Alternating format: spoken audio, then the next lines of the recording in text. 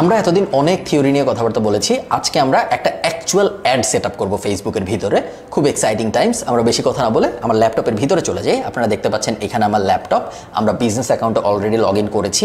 Business অ্যাকাউন্টে log in করার পরে অ্যাড অ্যাকাউন্টে চাপ দিয়েছি এবং তারপরে যেই অ্যাড অ্যাকাউন্টের ভিতর থেকে অ্যাড চলবে সেই অ্যাড অ্যাকাউন্টটা সিলেক্ট করেছি। 3টা স্টেপ।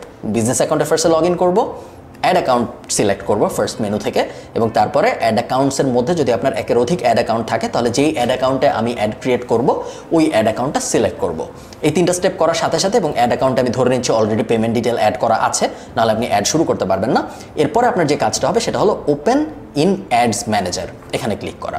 এখানে ক্লিক করলে আমরা ওই ড্যাশবোর্ডটা পেয়ে যাব, যেই ড্যাশবোর্ডের ভিতরে আমরা অ্যাকচুয়াল অ্যাড বানাবো। এখন কাজ কি দেখুন, আপনি একটা বড় অনেক জটিল ড্যাশবোর্ড দেখতে পাচ্ছেন, বাট একদমই বিভ্রান্ত হওয়ার কিছু নেই। আমি আপনাদের ভেঙে ভেঙে দেখাবো প্রত্যেকটার মানে কি। দেখেন, ড্যাশবোর্ডে আমরা চলে আসলাম। কোনটা দিয়ে অ্যাড শুরু করতে হয় এটা কিন্তু আমরা খুব সহজেই বুঝতে পারছি, ক্রিয়েট লেখাটা দিয়ে। সো আমরা ক্রিয়েটে চাপ দিই। ক্রিয়েটে চাপ দেওয়ার পরে ফেসবুক আমাদের জিজ্ঞেস করবে যে কি ধরনের ক্যাম্পেইন এটা।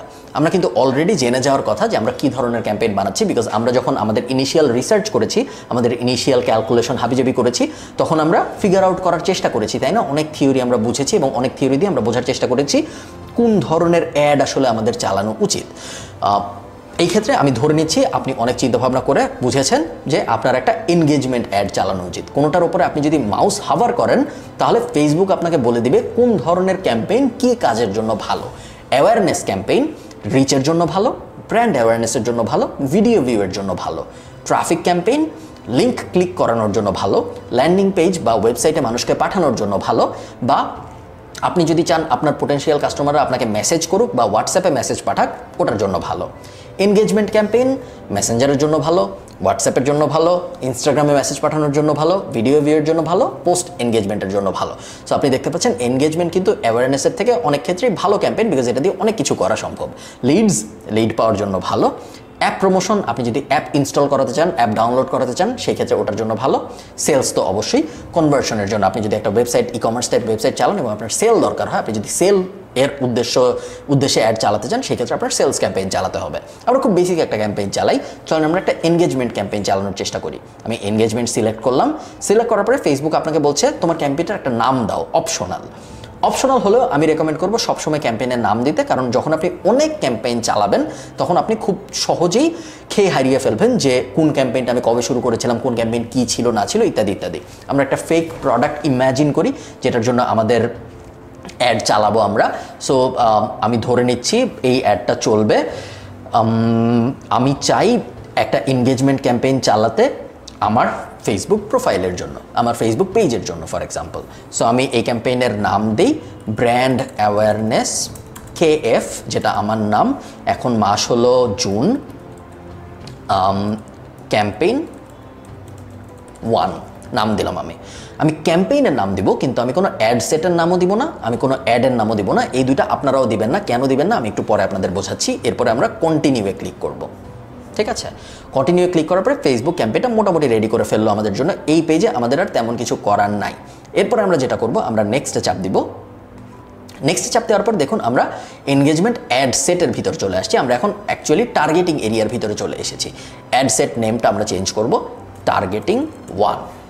এটা আমার টার্গেট সেট আপ 1। এখন দেখুন কনভার্সন লোকেশন আমরা কি চাই। দেখ, ফেসবুকে আমাদের বলে দিয়েছে choose where you want to drive engagement. তুমি কি চাও তোমার এই অ্যাড দেখে মানুষ যখন এনগেজ করবে সেই এনগেজমেন্টটা কি এনগেজমেন্ট হবে? অ্যাডের ভিতরেই মানুষ লাইক কমেন্ট শেয়ার করবে, এটাই তুমি চাও? মানুষ তোমাকে মেসেজ পাঠাবে, এটা চাও? মানুষ তোমার ওয়েবসাইটে চলে যাবে, এটা চাও? মানুষ তোমার অ্যাপ ডাউনলোড করবে, এটা চাও? মানুষ তোমার ফেসবুক পেজেই থাকবে, একটা অ্যাড দেখে ফেসবুক পেজের ভিতরে চলে যাবে, এটা চাও? সো আমি ধরে নিচ্ছি আমার অ্যাডের ওপরেই হবে। আমি চাই মানুষ যে অ্যাডটা দেখবে ওটাই সে কমেন্ট করবে, ওটাই সে লাইক করবে, ওটাই সে শেয়ার করবে, এটাই আমার উদ্দেশ্য। সো আমি এটা সিলেক্ট করছি। সিলেক্ট করার পরে ফেসবুক জিজ্ঞেস করবে যে তোমার গোলটা আসলে কি, তুমি কি চাও যে তোমার অ্যাডটা দেখে মানুষ ভিডিও ভিউ বাড়ুক, তোমার পোস্ট এনগেজমেন্ট বাড়ুক যেটা হলো লাইক শেয়ার কমেন্ট এগুলো বাড়ুক, নাকি তুমি কোনো ইভেন্ট চালাচ্ছ, ফেসবুকে অনেক মানুষ ইভেন্ট চালায়, সেই ইভেন্টের রেসপন্স আসুক। আমি চাচ্ছি ধরুন আমার পোস্ট এনগেজমেন্ট বাড়ুক। আমি চাই মানুষ যারা আমার এই পোস্টটা দেখবে, এই অ্যাডটা দেখবে, তারা হয় লাইক করুক বা কমেন্ট করুক বা শেয়ার করুক, এই তিনটাকে আমরা বলবো এনগেজমেন্ট। ওকে, এরপর ফেসবুক আমাকে জিজ্ঞেস করছে তোমার ডেইলি বাজেট কত। আমি বাজেট দিলাম $5। দেখুন আপনি যখন এখানে একটা বাজেট দিবেন, সাথে সাথে ডান পাশে এই জায়গাটায় ফেসবুক একটা এস্টিমেটেড ডেইলি রেজাল্ট দিবে আপনাকে। সো আমি যদি এখানে $5 দেই, তাহলে ফেসবুক আমাকে বলছে $5 ফেসবুক আমার এই অ্যাডটা 765 জন থেকে 2200 জনের মাঝখানে ডিস্ট্রিবিউট করবে। মানে হলো 765 থেকে 2200 জনের নিউজ ফিডে আমার এই অ্যাডটা যাবে, এবং ফেসবুক প্রেডিক্ট করতেছে যে এর মধ্যে 96 থেকে 279 জন আমার অ্যাডের সাথে এনগেজ করবে, মানে হয় লাইক দিবে বা কমেন্ট করবে বা শেয়ার দিবে। তিনটা মিলায় 96 থেকে 269 হবে। এই ডেটা সবসময় সঠিক থাকে না, এই কারণে এটাকে বলে এস্টিমেটেড। ফেসবুক এটা এস্টিমেট করতেছে, বাট ফেসবুক তো দিন শেষে একটা এআই, কোনো মানুষ না। সো এখন যদি আপনি এই পুরা ফরম্যাট সেম রেখে একটা কালো ছবি দেন আর কোনো টেক্সট না দেন, সেক্ষেত্রে হয়তো কেউই এনগেজ করবে না। অন দ্য আদার হ্যান্ড আপনার টেক্সট, আপনার অ্যাকচুয়াল অ্যাড যেটা, ওটা যদি অনেক সুন্দর হয়, সেক্ষেত্রে অ্যাকচুয়াল এনগেজমেন্ট হয়তো অনেক বেশি হবে, আমরা জানি না। সো এটা একটা অ্যাপ্রক্সিমেট, এটা থেকে আইডিয়া নেবেন, বাট এটাকে পুরোপুরি বিলিভ করার একদমই দরকার নাই। আমরা এই জিনিসটা দেখব, কারণ এটা দেখে আমরা ঠিক করব, এটা আমাদের একটা ইন্ডিকেশন দিবে যে আমাদের বাজেট আসলে কীরকম হওয়া উচিত। আপাতত আমাদের $5 থাকে এখানে। এরপরে স্টার্ট ডেট এবং এন্ড ডেট। স্টার্ট ডেট আমি ধরে নিচ্ছি এখনই আমার অ্যাডটা শুরু হবে, জুন 7, 3:26 PM। আপনি চাইলে আপনার কোনো ক্যাম্পেইনের যদি স্পেসিফিক কোনো স্টার্টিং ডেট থাকে বা স্টার্টিং টাইম থাকে, আপনি অবশ্যই ওটা দিবেন, এবং সিমিলারলি এন্ড অপশনাল আপনি বলে দিবেন যে আমার অ্যাডটা কবে শুরু হয়ে কবে শেষ হবে। ওই শুরুর দিন থেকে ওই শেষ দিন পর্যন্ত প্রত্যেক দিন ফেসবুক $5 করে কাটবে। আরেকটা অপশন আছে, আপনি চাইলে লাইফ টাইম বাজেটও সেট করতে পারেন। যদি আপনি লাইফ টাইম বাজেট সেট করেন, তার মানে হইল টোটাল এই ক্যাম্পেইনটার জন্য আমি $200 $100 বেশি খরচ করব না। টোটাল এই ক্যাম্পেইনের জন্য আমি $100 খরচ করব, বা টোটাল এই ক্যাম্পেইনের জন্য আমি $20 খরচ করব, এর বেশি আমি খরচ করব না। ফেসবুক অবশ্যই রেকমেন্ড করে আপনি মিনিমাম $30 খরচ করেন, এবং তারপরে আপনি বলে দিবেন যে এই $30 এই কয় দিনের মধ্যে খরচ করতে হবে। তখন ফেসবুক ভাগ করে, ধরেন আপনি যদি বলেন $30 5 দিনের মধ্যে খরচ করতে হবে, তাহলে 30কে 5 দিয়ে ভাগ করে ফেসবুক একদিন $6 করে খরচ করবে। আমি সবসময় ডেইলি বাজেট ইউজ করি, কারণ তাহলে আমি খুব সহজেই মডিফাই করতে পারি। আমি প্রতিদিন অ্যাড ড্যাশবোর্ডের ভিতরে আসি, এসে দেখি লাস্ট 24 ঘন্টার পারফরমেন্স কেমন ছিল। প্রত্যেকদিন একটা নির্দিষ্ট সময় আপনি আসবেন, এবং যদি ভালো থাকে পারফরমেন্স আপনি অ্যাডের বাজেট বাড়াবেন, যদি খারাপ থাকে পারফরমেন্স আপনি অ্যাডের বাজেট কমাবেন বা অ্যাড চেঞ্জ করবেন, অনেক কিছু করা যেতে পারে। আপাতত এখানে থাক, আমরা এন্ড অপশনালটা বাদ দিয়ে আনচেক করে দিই। শো মোর অপশনে চাপ দিলে আপনি দেখবেন ফেসবুক আপনাকে বলবে আপনি কি সারাদিন অ্যাড চালাতে চান নাকি আপনি স্পেসিফিক কোনো টাইমে অ্যাড চালাতে চান। সারাদিন অ্যাড চালাবো আমরা। এখন আমাদের অডিয়েন্স ক্রিয়েট করতে হবে। অডিয়েন্স ক্রিয়েট করা কি জিনিস মনে আছে? আমরা অনেকক্ষণ আগে টার্গেটিং নিয়ে কথাবার্তা বলেছিলাম। আমাদের কীরকম অডিয়েন্স হবে, তার টার্গেটিং কীরকম হবে, সে কী করে না করে, এগুলো সব আমরা অ্যানালাইজ করার চেষ্টা করেছিলাম। ওই যে আমরা অ্যানালাইজ করেছিলাম সব ডেটা, ওগুলো আমাদের এখন কাজে আসবে। সো লোকেশন আমি ধরে নিচ্ছি বাংলাদেশ। আমি চাই বাংলাদেশি মানুষ আমার অ্যাড দেখুক। সো আমি এখান থেকে বাংলাদেশ সিলেক্ট করলাম কান্ট্রি। আপনি কিন্তু চাইলে people living in or recently in এটা অন রাখতে পারেন। আমি সবসময় পিপল লিভিং ইন দিয়ে দিই, because people living in or recently in this location এই কথার মানে হলো হয় মানুষ বাংলাদেশে থাকে অথবা মানুষ বাংলাদেশে রিসেন্টলি এসেছে। সো বিদেশিগুলোও কাউন্ট হয়ে যায়। People living in this location মানে হইল সে বাংলাদেশেই থাকে, তাদের প্রোফাইলে দেওয়া ঢাকা, চিটাগাং ইত্যাদি ইত্যাদি, সে বাংলাদেশে based. People recently in location শুধুমাত্র ট্রাভেলাররা যারা রিসেন্টলি এই জায়গায় ছিল। পিপল ট্রাভেলিং ইন লোকেশন তো অবভিয়াসলি শুধুমাত্র ট্রাভেলাররা। সো ডিপেন্ডিং অন আপনি কী বিক্রি করতেছেন ওটার উপর ভিত্তি করে আপনি পিপল লিভিং ইন দিবেন, people living in or recently in দিবেন। যেমন ফর এক্সাম্পল আমি যদি চাই যে আমি আপনাদের একটু ডিটেইলে চলে যাই, বিকজ আমরা এখন আসলে অনেক ডিটেইল কথাবার্তা বলবো, ডিটেইল কথাবার্তা বলা জরুরি। আমরা যদি চাই এমন মানুষকে, ধরেন আমার বিজনেসটা হলো আমি একটা রুম রেন্টিং, আমার একটা এয়ারবিএনবি টাইপ কোম্পানি আছে যেটার মধ্যে আমি হোটেল ভাড়া দিই। আমার হয় একটা হোটেল আছে বা আমার একটা এয়ারবিএনবি আছে। আমার যদি একটা হোটেল থাকে বা আমার যদি একটা এয়ারবিএনবি থাকে, তাহলে আমার জন্য একটা ভালো idea people travelling in this location select করা। তাহলে শুধুমাত্র যারা বাংলাদেশে ঘুরতে আসছে বা যারা বাংলাদেশ ভায়া ট্রাভেল করতেছে, শুধুমাত্র তাদেরকেই আমার অ্যাডটা আমি দেখাতে পারবো, সবাইকে আমার অ্যাড দেখাতে হবে না। আমি যদি চাই people living in or people recently in this location, আমি যদি শুধু এটা সিলেক্ট করি এবং আমি যদি বাংলাদেশ চেঞ্জ করে ঢাকা দিয়ে দিই, তার মানে কি দাঁড়াবে? তার মানে এটা দাঁড়াবে এখন আমার একটা এমন মানুষ দেখবে যারা ঢাকায় থাকে না কিন্তু ঢাকায় রিসেন্টলি এসেছে। People recently in this location এবং তারপরে ঢাকা, তার মানে হলো ঢাকায় এরা এসেছে বা ঢাকায় কিন্তু এরা থাকে না।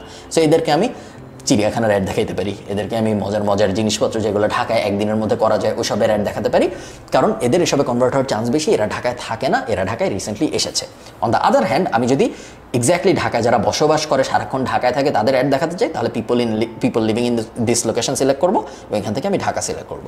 আমি পিপল ইন দিস লোকেশন থেকে এখান থেকে আপাতত বাংলাদেশ সিলেক্ট করে দিচ্ছি। আবার আরেকটা কাজ আপনি যেটা করতে পারেন, আপনি কিন্তু এটা ইনক্লুড শুধুমাত্র না রেখে এক্সক্লুডও করতে পারেন। সো মনে করেন আপনি বাংলাদেশকে টার্গেট করতে চান কিন্তু আপনি চিটাগংকে টার্গেট করতে চান না, সো পুরো বাংলাদেশ থাকবে, এক্সক্লুড চিটাগং। তার মানে হলো আমি পুরো বাংলাদেশে অ্যাড দেখাবো, শুধু চিটাগংয়ে অ্যাড দেখাবো না। সো এক্সক্লুড অপশনটা আপনি ওভাবে ইউজ করতে পারেন। প্লাস 25 মাইল মানে হলো চিটাগংয়ে এবং চিটাগংয়ের আশপাশের 25 মাইলের ভেতরে কেউ আপনার অ্যাডটা দেখবে না। সো এক্সক্লুড এবং ইনক্লুড দুইটা মিলায় সুন্দর করে আপনি আপনার জিওগ্রাফিক্যাল টার্গেট সেট করবেন। আমরা বাজেট সেট করলাম, আমরা জিওগ্রাফিক্যাল টার্গেট সেট করলাম, এরপরে আমরা সেট করব এজ। আমরা কত বয়সী মানুষদের আমার এই অ্যাডটা দেখাতে চাই। আমি চাচ্ছি আমার অ্যাডটা 20 থেকে 40 বছর বয়সী মানুষ দেখুক। ডিপেন্ডিং অন আপনি কি প্রোডাক্টের অ্যাড চালাচ্ছেন, কি সার্ভিসের অ্যাড চালাচ্ছেন, এটা অবশ্যই ভ্যারি করবে। সেম উইথ জেন্ডার, আপনি কি প্রোডাক্টের অ্যাড চালাচ্ছেন বা কি সার্ভিসের অ্যাড চালাচ্ছেন, ওই প্রোডাক্ট বা সার্ভিস আসলে কারা ইউজ করে এটার উপর ভিত্তি করে আপনি অল দিবেন বা মেল দিবেন বা ফিমেল দিবেন, এটা তেমন এক্সপ্লেইন করার কিছু নাই। শো মোর অপশনে যদি আপনি চাপ দেন, আপনি দেখবেন ডিটেইলড টার্গেটিং নামে একটা অপশন চলে এসেছে। এটা আমরা এডিটে ক্লিক করব। এখন আমরা ডেমোগ্রাফি, ইন্টারেস্ট এবং বিহেভিয়ার এই তিনটা জিনিস দিয়ে আমাদের টার্গেটটাকে আরও মডিফাই করতে পারবো। আমি আপনাদের একটু রিয়েল লাইফ এক্সাম্পলগুলো দিয়ে বোঝাই, তাহলে আপনাদের বুঝতে সুবিধা হবে। ধরেন কথার কথা আমরা কয়েকটা এক্সাম্পল নিই। প্রথমেই আমরা একটা পেট ফুডের এক্সাম্পল নিই। আমরা বিড়াল আর কুকুরের খাবার বেচার জন্য একটা অ্যাড দিতে চাই। বিড়াল আর কুকুরের খাবার বেচার জন্য যদি আমি একটা অ্যাড দিতে চাই, আমি পুরো বাংলাদেশে এই অ্যাডটা দেখাবো না। আমি ধরে নিচ্ছি ঢাকার মানুষ এবং চিটাগংয়ের মানুষ বিড়াল কুকুর বেশি পালে, এই দুইটা এলাকার মানুষ হয়তো একটু বেশি অ্যাফ্লুয়েন্ট এবং এরা বিড়াল কুকুরের খাবার আমার কাছ থেকে কিনতে পারবে।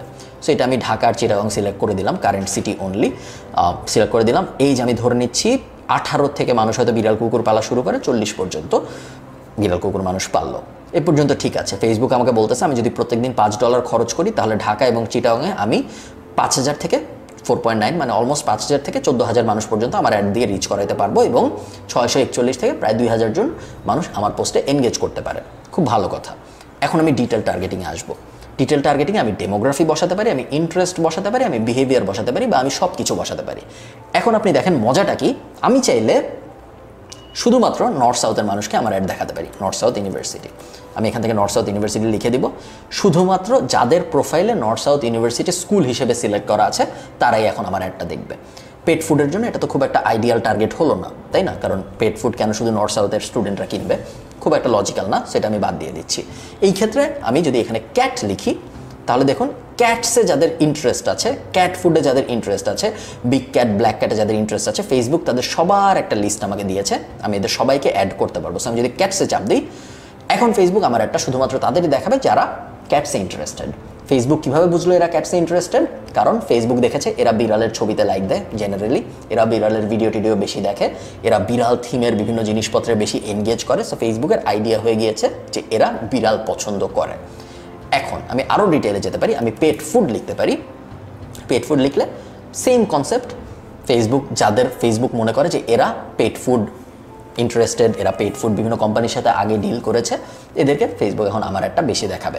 আমি আরও ডিটেল যেতে পারি, আমি এক্স্যাক্ট পেট ফুড ব্র্যান্ডের নাম লিখতে পারি। যেমন ধরুন আমি লিখতে পারি ডগ ফুড ব্র্যান্ডের কোনো একটা ডগ ফুড লিখে যদি আমি সার্চ দিই আমি অনেক ব্র্যান্ড পাবো। Pedigree pet food, gravy train, এগুলো কিন্তু সব ডগ ফুড ব্র্যান্ডের নাম।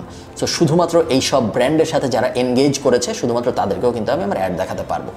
আমার নেটওয়ার্ক কিন্তু ছোট হচ্ছে, একটু আগে এটা 18,000 ছিল, এখন এটা 12,000 হয়ে গেছে, যেটা আপনার মনে হবে হয়তো খারাপ, বাট দেখেন একটু আগে আমি র্যান্ডমলি অনেক মানুষকে আমার অ্যাড দেখাচ্ছিলাম, এখন আমি আস্তে আস্তে আমার অ্যাড শুধুমাত্র তাদেরকেই দেখাচ্ছি যারা অ্যাকচুয়ালি আমার প্রোডাক্ট বা সার্ভিসে ইন্টারেস্টেড হবে।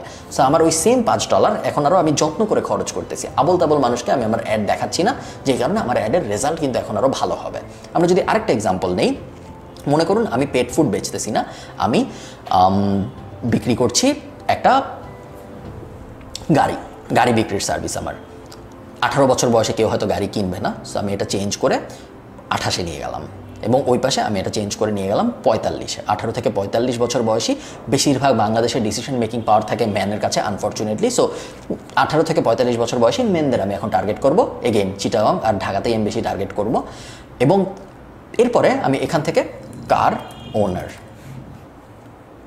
কার ওনারের কোনো ট্যাগ নাই, সো শুধুমাত্র কার্স দেই। দেখুন সব কটা কারের ব্র্যান্ডের নাম ফেসবুক আমাদের দিয়ে দিয়েছে এবং বলেছে যে এই সব মানুষ এই সব কারের ব্যাপারে ইন্টারেস্টেড। সো ফর এক্সাম্পল আমি যদি এখানে টয়োটা লিখি এবং তারপরে টয়োটা করোলা সিলেক্ট করি, এখন ফেসবুক আমার অ্যাডটা শুধুমাত্র তাদের কাছে দেখাবে যারা টয়োটা করোলার ব্যাপারে ইন্টারেস্টেড। আরেকটা মজার জিনিস দেখেন, আমি চাইলে ন্যারোতে ক্লিক করতে পারি এবং আমি এখানে টয়োটা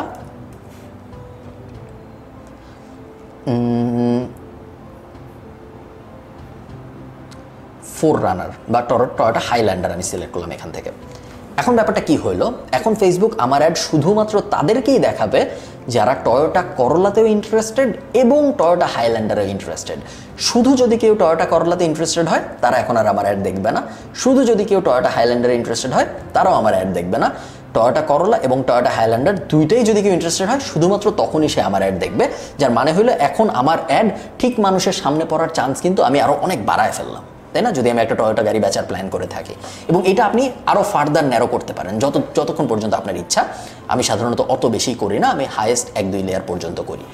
সো এখান থেকে আমরা আমাদের ইন্টারেস্ট সাজাবো। ইন্টারেস্ট সাজানো নিয়ে আমি আপনাদের রেকমেন্ড করবো অ্যাটলিস্ট 2 দিন টানা কী কী ইন্টারেস্ট আছে ব্রাউজে ক্লিক করে, ডেমোগ্রাফিতে ক্লিক করে, এডুকেশনের ভিত্তিতে আপনি মানুষকে সর্ট করতে পারেন, আপনি ফাইন্যান্সের ভিত্তিতে সর্ট করতে পারেন, কার সামনে অ্যানিভার্সারি, কার সামনে বার্থডে, কে রিসেন্টলি প্যারেন্ট হয়েছে, কার বাচ্চা কত বড়, কার বিয়ের কত বছর বয়স হয়েছে, কে রিসেন্টলি বিদেশ গেছে, কে বিদেশ থেকে আসছে, অনেকভাবে আপনি কিন্তু মানুষকে সর্ট করতে পারেন এবং ঠিক একদম আইডিয়াল মানুষদের আপনারা অ্যাড দেখাইতে পারেন।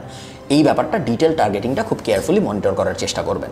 এরপরে ল্যাঙ্গুয়েজ, অল ল্যাঙ্গুয়েজ, এটা আমি রেকমেন্ড করবো মডিফাই না করতে। সাধারণত সবাই ইংলিশে কমফোর্টেবল এবং ফেসবুক প্ল্যাটফর্মটাও যেহেতু ইংলিশে, সো ল্যাঙ্গুয়েজটা আমার রেকমেন্ডেশন হবে মডিফাই না করতে। কাস্টম অডিয়েন্স নিয়ে আমরা এখন কথা বলবো না, কারণ এটা আমরা রিটার্গেটিংয়ের সময় কথা বলবো এটা নিয়ে। এবং এরপরে আমরা চলে যাব অটোমেটিক প্লেসমেন্ট এবং ম্যানুয়াল প্লেসমেন্ট। অটোমেটিক প্লেসমেন্টের মানে হলো ফেসবুক ডিসাইড করবে আপনার অ্যাডটা কোথায় দেখা যাবে। অ্যাড দেখানোর কিন্তু অনেক জায়গা আছে। নিউজ ফিডের মধ্যে অ্যাড দেখানো যায়, ডান পাশে অ্যাড দেখানো যায়, স্টোরির মাঝখানে অ্যাড দেখানো যায়, ইনস্টাগ্রামের এক্সপ্লোরারের ভিতরে অ্যাড দেখানো যায়, মেসেঞ্জারের ভিতরে অ্যাড দেখানো যায়, তারপরে কখনো কখনো বাম পাশে নিচেও অ্যাড দেখানো যায়। সো অনেক জায়গায় অ্যাড দেখানো যায়, অনেক সময় থার্ড পার্টিতেও অ্যাড দেখানো যায়। ফেসবুক বিভিন্ন কোম্পানির সাথে ডিল করে যে তোমার এই ওয়েবসাইটের ভিতরে আমি অ্যাড দেখাবো বা তোমার এই অ্যাপটার ভিতরে আমি অ্যাড দেখাবো। আপনি যদি অটোমেটিক প্লেসমেন্ট সিলেক্ট করেন তাহলে ফেসবুকের এআই ডিসাইড করবে আপনার অ্যাডটা কোথায় দেখানো উচিত। এটা খারাপ না, বাট আপনার অডিয়েন্সকে আমি ধরে নিচ্ছি আপনি ফেসবুকের এআই থেকে ভালো বোঝেন। যদি আপনি আপনার অডিয়েন্সকে ফেসবুকের এআই থেকে ভালো বোঝেন, সেই ক্ষেত্রে আপনি ম্যানুয়াল প্লেসমেন্টে সিলেক্ট করবেন এবং আপনি ফেসবুকে বলে দিবেন আপনার অ্যাডটা কোন কোন জায়গায় দেখানো উচিত। যেমন আমি এখানে বলে দিতে পারি যে অডিয়েন্স নেটওয়ার্কে দেখাও না। অডিয়েন্স নেটওয়ার্ক হলো ওই থার্ড পার্টি অ্যাপগুলো, ওয়েবসাইটগুলো যেগুলো ফেসবুকের পারমিশন আছে অ্যাড দেখানোর। আমি ফেসবুকে বলে দিতে পারি ইনস্টাগ্রামে অ্যাড দেখাও না, শুধু ফেসবুকে দেখাও, বা আমি বলতে পারি ইনস্টাগ্রামেই শুধু দেখাও, ফেসবুকে দেখাও না। এভাবে আমি মডিফাই করতে পারি এবং একটা যখন আমি সিলেক্ট করবো তারপরে ভিতরে যেও কিন্তু আমি অনেক কিছু করতে পারবো। আমি বলতে পারবো যে শুধু আমার নিউজ ফিডে দেখাও, শুধু স্টোরিজে দেখাও, বা আমি আরেকটু উপরে যেয়ে বলতে পারি এখানে ডিভাইসে এডিটে ক্লিক করে শুধু মোবাইলে দেখাও, বা শুধু ডেস্কটপে দেখাও, ডেস্কটপ বাদ দিয়ে দিলাম, শুধু মোবাইলে দেখাও, বা মোবাইল বাদ দিয়ে শুধু ডেস্কটপে দেখাও। অনেকভাবে আমি এটা মডিফাই করার চেষ্টা করতে পারি। এরপর আমি স্টোরিজ অ্যান্ড রিলসে আসতে পারি যে স্টোরিজ অ্যান্ড রিলসে দেখাও না বা দেখাও। সেম ইনস্ট্রিম মানে হলো একটা ভিডিওর মাঝখানে দেখাবো নাকি দেখাবো না, সার্চ দেখাবো নাকি দেখাবো না। বেশিরভাগ মানুষ দেখায় না, সার্চের রেজাল্ট খুব একটা ভালো পারফর্ম করে না। ইন আর্টিকেল দেখাবো নাকি দেখাবো না। দেখুন আমাকে মেসেজেস দিতে দেয়নি কারণ এটা একটা এনগেজমেন্ট অ্যাড, আমি মেসেজ সিলেক্ট করি নাই। সো আমার অ্যাড ন্যাচারালি ফেসবুক বলছে তোমার অ্যাড আমরা মেসেঞ্জারে দেখাইতে দিব না, বিকজ তুমি একটা এনগেজমেন্ট অ্যাড সিলেক্ট করছো এবং মেসেঞ্জারে যদি আমি তোমার অ্যাড দেখাই ওই অ্যাডে লাইক দেওয়া যায় না, ওই অ্যাডে কমেন্ট করা যায় না, ওই অ্যাডে শেয়ার করা যায় না। সো এনগেজমেন্ট অ্যাড মেসেঞ্জারে আমি কেন দেখাবো? সো এটা আমাকে সিলেক্ট করার অপশনইও দেয় নাই। অ্যাপস অ্যান্ড সাইটস আমি চাইলে দেখাতে পারি, এটা আমি বলে দিলাম ফেসবুকে আমি দেখাবো না। শো মোর অপশনে ক্লিক করে আপনি এক্স্যাক্টলি কোন কোন ডিভাইসে অ্যাড দেখাইতে চান এটাও আপনি সিলেক্ট করে দিতে পারেন। যেমন ধরেন কথার কথা, আপনার যদি একটা বিজনেস থাকে যেখানে আপনি অ্যাপেলের অ্যাক্সেসরিজ বেচেন, মনে করেন আইফোনের কভার বেচেন বা আইফোনের স্ক্রিন প্রোটেক্টর বেচেন বা আইফোনই বেচেন বা ম্যাকবুকের জিনিসপত্র বেচেন, অ্যাপেলের জিনিসপত্র বেচেন, এরকম যদি হয় তাহলে সব মোবাইল যারা চালায় তাদেরকে তো দেখানোর কোনো দরকার নেই আপনার অ্যাড। তখন আপনার অ্যাড শুধু iOS ডিভাইস যাদের আছে তাদেরকে দেখাবেন আপনি। আবার সেম জিনিস অ্যান্ড্রয়েডের জন্য উল্টা হইতে পারে, আমি তখন শুধুমাত্র অ্যান্ড্রয়েড ডিভাইসকে আমার অ্যাড দেখাবো, আমি iOSকে কেন দেখাবো? বাট আপনার যদি জেনারেল সার্ভিস হয় সেক্ষেত্রে তো আপনি অবশ্যই সব মোবাইল ডিভাইসকে দেখাবেন। আপনার অ্যাড যদি একটা সিরিয়াস ভিডিও হয়, মনে করেন একটা বড় ভিডিও অ্যাড হিসেবে যাবে, 8 মিনিটের একটা ভিডিও বা 10 মিনিটের একটা ভিডিও অ্যাড হিসেবে যাবে, সেই ক্ষেত্রে কিন্তু আমি only when connected to wifi দিয়ে দিব, বিকজ মানুষ যদি শুধু ডেটায় কানেক্টেড থাকে সে কিন্তু বড় ভিডিও দেখে না। সো আমি যেহেতু অলরেডি জানি আমার অ্যাকচুয়াল অ্যাডটা কীরকম হবে, আপনি অলরেডি ঠিক করে ফেলেছেন, এই জিনিসপত্র শুরু করার আগে আপনি সব ফিগার আউট করে ফেলেছেন। তো আপনি যদি অলরেডি জানেন যে আমার অ্যাড হবে 8 মিনিট লম্বা একটা অ্যাড বা 10 মিনিট লম্বা একটা ভিডিও অ্যাড, সেক্ষেত্রে আমি শুধুমাত্র ওয়াইফাই কানেক্টেড থাকলেই মানুষকে আমার অ্যাড দেখাবো, নাহলে দেখাবো না। আর একটু নিচে নামি brand safety, inventory filter, block list, content type exclusion, এগুলো আমরা খুব একটা বদার্ড হব না, এগুলো আসলে খুব একটা জরুরি ব্যাপার না এই মুহূর্তে। অপটিমাইজেশন ফর অ্যাড ডেলিভারি, এখানে আমি যদি এডিটে ক্লিক করি, প্রত্যেক পোস্ট এনগেজমেন্টের জন্য আমি ফেসবুকে টাকা দিতে চাই, প্রত্যেকটা ইমপ্রেশনের জন্য আমি টাকা দিতে চাই, নাকি ডেইলি ইউনিক রিচের জন্য আমি টাকা দিতে চাই, ফেসবুক আমাকে জিজ্ঞেস করছে। তার মানে কি? তার মানে হইল পোস্ট এনগেজমেন্ট, প্রত্যেক লাইকের জন্য, প্রত্যেক কমেন্টের জন্য বা প্রত্যেক শেয়ারের জন্য আমি ফেসবুকে টাকা দিব। ইমপ্রেশন, যত বেশি মানুষকে ফেসবুক আমার অ্যাড দেখাবে এবং যত বেশি মানুষ 100% আমার অ্যাডটার উপরে চোখ বুলাইছে তাদের জন্য আমি ফেসবুকে টাকা দিব। ডেইলি ইউনিক রিচ হলো যত বেশি মানুষের সামনে নিউজ ফিডে গেছে, হয় মানুষ দেখছে বা মানুষ দেখেনি, ফেসবুক এটা নিয়ে খুব একটা বদার্ড না। সাধারণত পোস্ট এনগেজমেন্ট রাখাটাই ভালো আইডিয়া। কস্ট পার রেজাল্ট, এটা আমি এখানে কিছু দিব না, এটা এরকমই থাকবে। শো মোর অপশনে যদি আমি যাই, কখন আমি গেট চার্জ, এটা আমি আর এডিট করবো না, বিকজ আমি এখানে জিনিসটা এডিট করে ফেলেছি। ডেলিভারি টাইপ স্ট্যান্ডার্ড নাকি রাশড, এটাও এখানে এডিট করার কোনো অপশনই ফেসবুক আমাকে দিচ্ছে না। বাট এটার মানে হলো তুমি কি তোমার বাজেট যত তাড়াতাড়ি সম্ভব শেষ করে ফেলতে চাও না আস্তে আস্তে খরচ করতে চাও। ডেলিভারি টাইপ স্ট্যান্ডার্ড মানে হলো নর্মালি খরচ হবে বাজেট, ন্যাচারালি যেটা। এরপরে আমি নেক্সটে চাপ দিব। এখন আমি রেডি আমার অ্যাকচুয়াল অ্যাড দেওয়ার জন্য। ফার্স্টে ফেসবুক বলবে কোন পেজ থেকে অ্যাড চলবে এবং কোন ইনস্টাগ্রাম প্রোফাইল থেকে অ্যাড চলবে, কারণ আমি আপনাদের বলেছিলাম যে আপনি যদি অ্যাড চালাতে চান আপনার অবশ্যই একটা ফেসবুক পেজ লাগবে, যদি ফেসবুকে অ্যাড চালাতে চান, যদি ইনস্টাগ্রামে অ্যাড চালাতে চান তাহলে আপনার একটা ইনস্টাগ্রাম প্রোফাইল লাগবে। আমি আমার পেজ এবং আমার প্রোফাইল এখান থেকে সিলেক্ট করে দিলাম। এরপরে ফেসবুক বলবে অলরেডি তোমার পেজে কি তুমি এমন কিছু পোস্ট করছো যেটাকে তুমি একটা অ্যাড বানাইতে চাও, নাকি তুমি নতুন কিছু বানাইতে চাও। সো আমি যদি এক্সিস্টিং পোস্টকে অ্যাড বানাতে চাই সেক্ষেত্রে আমি এখান থেকে সিলেক্ট পোস্টে ক্লিক করবো এবং আমি যেই পোস্টকে অ্যাড বানাতে চাই ওটা সিলেক্ট করে কন্টিনিউয়ে ক্লিক করে ওখান থেকে পোস্ট আমার অ্যাড হয়ে যাবে। আমি যদি নতুন একটা অ্যাড বানাতে চাই তাহলে আমি ক্রিয়েট নিউতে ক্লিক করবো। ক্রিয়েট নিতে ক্লিক করার পরে ফেসবুক বলবে আমাকে হয় একটা ছবি দাও বা একটা ভিডিও দাও। সো আমি অ্যাড মিডিয়ায় ক্লিক করি, অ্যাড মিডিয়ায় ক্লিক করে অ্যাড ইমেজে ক্লিক করি, অ্যাড ইমেজে ক্লিক করে আপলোডে ক্লিক করি, আপলোডে ক্লিক করে ডাউনলোডসে যে ইকোনমি সিলেক্ট করে দেই। এই ইমেজটা আমি ফেসবুকে দিচ্ছি যে এই ইমেজ দিয়ে আমি একটা অ্যাড বানাবো, এখন ফেসবুকে আমি এটা বলতেছি। সেটা আমি সিলেক্ট করলাম, সিলেক্ট করে নেক্সটে চাপ দিলাম। নেক্সটে চাপ দেওয়ার পর ফেসবুক আমাকে দেখাবে অ্যাডগুলো কীরকম হবে দেখতে, কোথায় রিলসে এরকম হবে দেখতে, ইনস্ট্যান্ট আর্টিকেল সার্চ রেজাল্টে এরকম হবে দেখতে, অরিজিনালসে এরকম হবে দেখতে। আমি একটু জুম করে দেখি কেমন দেখায়, এই দুইটা তো জুম করতে দিবে না, আমার অরিজিনালটাই ভালো দেখাচ্ছে। সো আমি আর কিছু করবো না, আমি ডানে ক্লিক করবো। অ্যাডটা কিন্তু আস্তে আস্তে এখানে দেখাবে। এখানে আরেকটা ব্যাপার আমি আপনাদের বলে রাখি, যখন আপনি ফেসবুক অ্যাডের দুনিয়ায় কাজ করবেন তখন অবশ্যই আপনার যদি কোনো অ্যাড ব্লকার থাকে আপনার ক্রোম ব্রাউজার ওটা ডিসেবল করে নেবেন, নাহলে এই জিনিসগুলো সুন্দর করে লোড হবে না। সো অ্যাড ব্লকার ডিসেবল করতে পারাটা জরুরি। এখন আমার অ্যাড কিন্তু আস্তে আস্তে শেপ পাচ্ছে। এখন অ্যাডটা কিনি, মনে করেন আমি চাই আমার একটা আমি একটা মার্চ বেচবো, ফ্রাইডে লেখা টি শার্ট আমি বেচবো, আমি চাই বেশিরভাগ মানুষ এই ফ্রাইডে লেখা মার্চটা কিনুক। So hey I am launching my merch, please check it out here, https:/khalidfarhan.com march। ঠিক আছে, এটা আমি উপরে টেক্সট হিসেবে দিলাম। এটা কিন্তু আমি আপনাদের ডেমো হিসেবে দেখাচ্ছি। অ্যাকচুয়াল টেক্সট কি যাবে এটা নিয়ে দিনের পর দিন রিসার্চ হয়। টিম বসে কপিতে কোন টেক্সট যাবে, টেক্সট বড় হবে নাকি ছোট হবে, কত ওয়ার্ড দেওয়া উচিত, এগুলো নিয়ে কিন্তু আপনি চিন্তা করবেন এবং বড় টেক্সট লিখে বাংলা লিখে টেস্ট করবেন, ইংলিশ লিখে টেস্ট করবেন, কোনটায় ভালো কনভার্ট হয় দেখবেন, লম্বা টেক্সট লিখে টেস্ট করবেন, ছোট টেক্সট লিখে টেস্ট করবেন এবং দিন শেষে আপনি বুঝতে পারবেন যে আপনার অডিয়েন্সের জন্য কোনটা পারফেক্টলি কাজ করে। এরপরে আপনি চাইলে এখানে ভ্যারিয়েশন দিতে পারেন। সো আপনি যদি চান যে ফেসবুকে টেস্ট করুক, সো আপনি এখানে আরেকটা ভ্যারিয়েশন দিয়ে দিতে পারেন। হেই না বলে আমি শুরু করলাম hello, did you always want my merch, check it out here. আমি আরেকটা অপশনাল দিতে পারি যে here's a surprise for you. তারপরে আমি এখানে আমার মার্চের ডিটেল দিয়ে দিলাম। সো আমি বিভিন্ন অপশন দিয়ে ফেসবুককে বলতে পারি যে এগুলো টেস্ট করো ভাই, এবং টেস্ট করে দেখো কোনটা ভালো চলে, যেইটা ভালো চলে আমি ওইটাই চালাবো। ঠিক আছে, আপাতত আমি এগুলো দিচ্ছি না, কারণ প্রত্যেকটার জন্য আমার আলাদা আলাদা করে ছবি অ্যাড করতে হবে, যেটা আমি এখন করছি না, আমি আপনাদের এখন ডেমো দেখাচ্ছি। ওকে, এরপর অ্যাড আ ডেস্টিনেশন, এটা হলো আমাদের সিটিএ আমরা শিখেছিলাম, মনে আছে, call to action. So add a destination আমি সিলেক্ট করলাম। অ্যাড আ ডেস্টিনেশন সিলেক্ট করার সাথে সাথে এখানে বাটন চলে আসলো, দেখতে পেরেছেন, এবং বাটন যখন এখানে চলে আসলো এরপর আমাদের কাজ হলো নিচে নামা, নিচে নেমে এখানে হেডলাইন লেখা আমাদের, সো আমি এটা কেটে দিই, এটা এখন আমাদের লাগবে না। এখানে হেডলাইন লেখা, যেটা এই হেডলাইন কথাটাকে রিপ্লেস করবে। এগেইন আমি 4-5টা হেডলাইন দিতে পারি, ফেসবুক টেস্ট করবে। I just launched my March, এটা হলো আমার হেডলাইন, খুব ভালো অবস্থা। এরপরে ইনস্ট্যান্ট এক্সপিরিয়েন্সের দিকে আমি খুব একটা মনোযোগ দিব না, কারণ ওটা খুব একটা কিছু যায় আসে না। ফেসবুক আমাকে এখানে রেকমেন্ডেশন দিচ্ছে কী কী করা উচিত। আমি যদি রেকমেন্ডেশনটা একটু দেখার চেষ্টা করি, আমি এই রেকমেন্ডেশনে ক্লিক করলাম, ফেসবুক আমাকে বলবে যে instant experience is required. So এখান থেকে একটা ইনস্ট্যান্ট এক্সপিরিয়েন্স সিলেক্ট করার চেষ্টা করো, বা এখান থেকে একটা টেমপ্লেট বের করার চেষ্টা করো যে টেমপ্লেটটা ভালো কাজ করবে তোমার জন্য। তো আমি কাস্টম অ্যাকুইজিশনে চাপ দিলাম। কাস্টম অ্যাকুইজিশনে চাপ দেওয়ার পরে ফেসবুক আমাকে বলবে যে এইরকম একটা টেমপ্লেট দিবা নাকি এরকম একটা টেমপ্লেট দিবা, ইনস্টাগ্রামে যদি যাও তাহলে টেমপ্লেটটা কি এরকম হবে নাকি এরকম হবে। আমি খুব একটা বদার করবো না, কারণ আমার কিছু যায় আসে না এখানে। আমার এখানে লার্ন মোর ভালো শোনাচ্ছে, আপনাদের যদি মনে হয় লার্ন মোর ভালো শোনাচ্ছে না, সেক্ষেত্রে একটা সমস্যা হবে, কারণ এনগেজমেন্ট অ্যাডের ভিতরে আপনি বাটন লার্ন মোর ছাড়া অন্য কিছু করতে পারবেন না। আপনি যদি পারচেস অ্যাড চালান, বা আপনি যদি website link click type ad চালান, যেটাকে আমরা বলি ট্রাফিক অ্যাড, ওই অ্যাডগুলো আপনি বাটনের টেক্সট পরিবর্তন করতে পারেন। কিন্তু যদি আপনি এনগেজমেন্ট অ্যাড চালান, যেটা আমাদের এই ক্ষেত্রে অ্যাড, সেই ক্ষেত্রে কিন্তু আপনি বাটনের কোনো কিছু চেঞ্জ করতে পারবেন না। এই ব্যাপারটা মাথায় রাখবেন যে যদি আপনার উদ্দেশ্য থাকে বাটনে নির্দিষ্ট টেক্সট বসানো, সেই ক্ষেত্রে কিন্তু এনগেজমেন্ট অ্যাড আপনার জন্য ভালো সলিউশন না।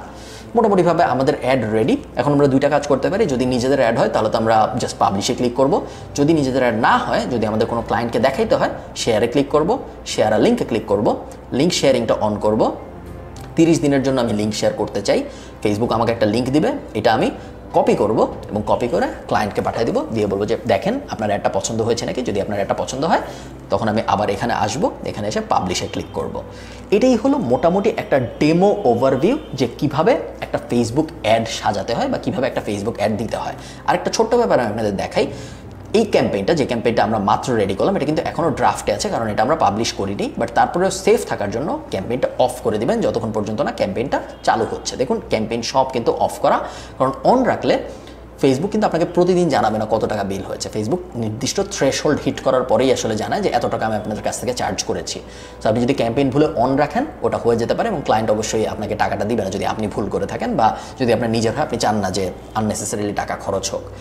এটা হলো আমাদের ক্যাম্পেইন ড্যাশবোর্ডের অ্যাড ক্রিয়েশনের একটা পারফেক্ট ডেমো।